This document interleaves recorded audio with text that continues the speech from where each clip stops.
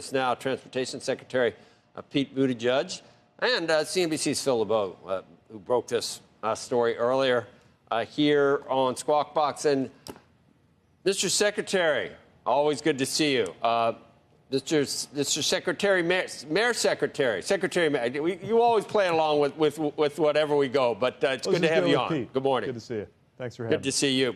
I mentioned to Phil earlier that, I mean, we're going to talk about this. Phil broke the story, wants to talk to you all about it, but it just seems like things have gotten a little better this year. I don't know whether it's your efforts with the Transportation Secretary, but we are going back a whole year to highlight these problems. And we've been through some pretty busy periods where the weather wasn't perfect. I'm just wondering, is the industry done something to manage better? It seems like it has, or the Transportation Department.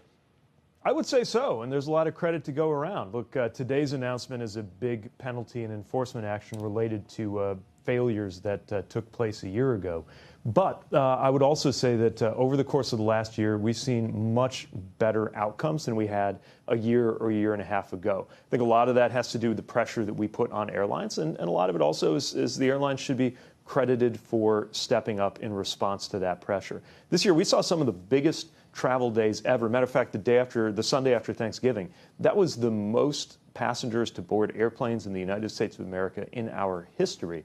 And the cancellation rate was less than 0.5%. Part of it is that weather was better on certain key days. Then again, we went through some storms, and the big problem we had a year and a half ago was even on blue sky days, there were breakdowns, delays, cancellations, that kind of thing. So this is really, I think, reflecting that that there has been real improvement over the last year. But part of what we saw with the Southwest breakdown a year ago was that it's not just about the weather, right? The entire system, if you remember where we were right around Christmas 2022, the whole system got clobbered by this major winter storm.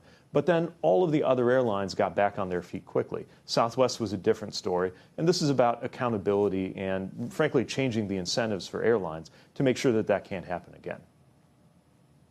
Mr. Secretary, it's Phil LeBeau here. Good morning. I'm curious from your perspective, how important is part of the agreement in this action with Southwest is the creation of a $90 million reserve fund, if you will, a delay compensation fund?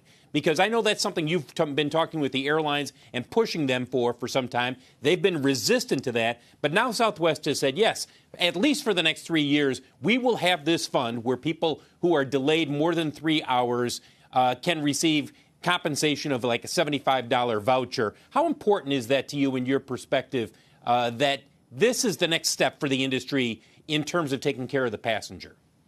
Yeah, I think it is important. Southwest is going to be leading the industry, if only because they've been ordered to. And we want to see how the industry and the market respond to that. Look, the $35 million cash, that was important because we really feel that the cash penalties in the past haven't been enough to change behavior by some of these companies. So I think the biggest one we'd done historically was Air Canada at about $4.5 million. So this is almost 10 times that. But as important as that cash fine was, we didn't want the majority of this to be in the form of dollars going to the Treasury. We want most of this to be dollars going back to customers. And that's what the $90 million is about. It's a requirement that for the next 3 years, with these $90 million, they go into vouchers, $75 on top of needing to get your meals or hotel or anything like that covered. If you have a long delay and it's the airline's fault, you get that added cash compensation. I want to see how the market responds, how the industry responds, because